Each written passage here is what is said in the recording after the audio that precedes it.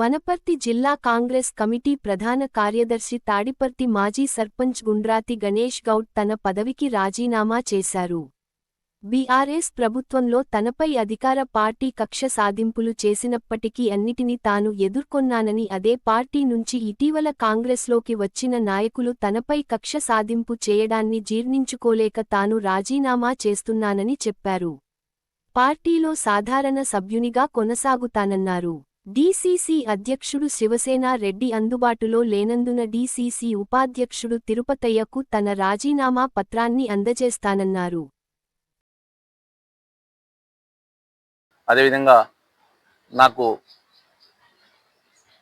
Senior నాయకుడు మాజీ మంత్రివర్యులు ప్రణాళిక సంఘం వైస్ చైర్మన్ చిన్నారెడ్డి గారు, నూతనంగా ఎన్నుకోబడ్డ నాతో సమానులైన డీసీసీ అధ్యక్షులు శివసేన రెడ్డి గారు నాపై ఉంచి నేను అడగముందే నాకు డీసీసీ జనరల్ సెక్రటరీ పదవి ఇవ్వడం జరిగింది. నేను ఆ పదవిని నా మనసు పూర్తిగా అంగీకరించకుండా దాన్ని తిరస్కరిస్తూ, నాకన్నా చాలామంది సీనియర్స్ ఉన్నారు, వాళ్ళకిచ్చి మేలు చేయాలని కోరుతూ, ఎందుకంటే గతంలో అనేక పదవులు చేసినాను. ఇప్పుడున్నటువంటి బాడీలో నేను చాలా జూనియర్ను.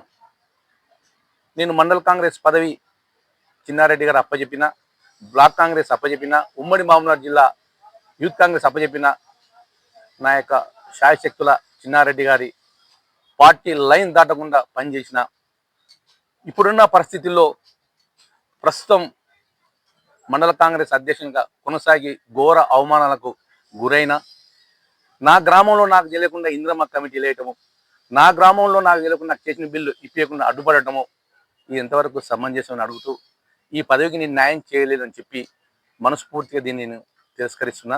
దీంట్లో ఎలాంటి పార్టీ లైన్ దాటకుండా, నాకు పార్టీ ఎన్నో సేవలు అందించింది, నా కుటుంబాన్ని గుర్తించింది.